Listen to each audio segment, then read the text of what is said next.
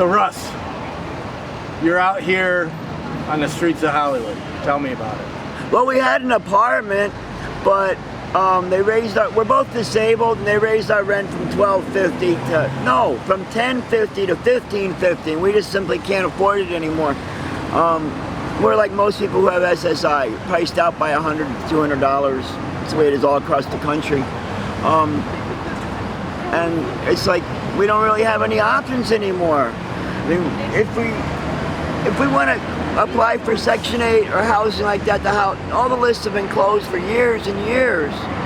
And they put us in places where it's not healthy for us. We had an apartment in San Jose, and it was through Supportive Services Veterans Families, which is a great program for vets. But they moved a sex offender right into our apartment without telling us. There was no way we could deal with that. And then raising the rent, and it seems that's how it goes for too many people out here.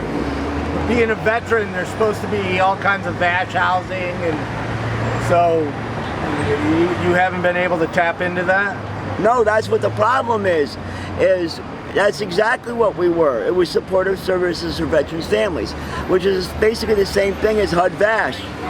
But this was in San Jose, and the price of housing has gone so crazy. We don't get an apartment, they rent a room for us. We get a shared kitchen, there's 2 other vets in the apartment, and the vets come and go. So like an SRO type thing? Yeah, pretty much. So you're telling me yesterday you got a ticket for being homeless? Yeah, we're sleeping on the sidewalk, and the cop comes up and gives us a ticket for blocking the sidewalk, which we were not doing. The whole thing was he just saw us homeless sleeping on the sidewalk, and he wanted to come harass us. And when I started telling him that he's violating our rights, he didn't like that at all. There's an assumption that because you're homeless, you're stupid, and they can do what they want, and that's not how it works. I'm a U.S. citizen. I told him I have a constitutional right to this sidewalk, just like anybody else. But, you know, I think the problem is, you know, they want to sweep it all under the rug. They want to clean up the streets, make it look nice, but they're not actually doing anything. Yeah.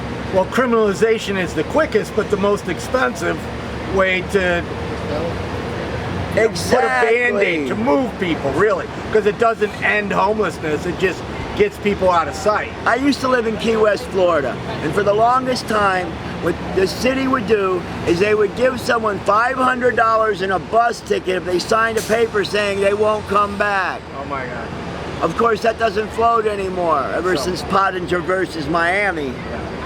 So, where'd you sleep last night? On the sidewalk down the block. Jeez. Started our sleeping bag out, and you know, it's just the way it goes. We don't really have much option. If you had 3 wishes, what would they be? Oh my God, a job! Someplace to be able to buy and have a normal house, and no Trump for president.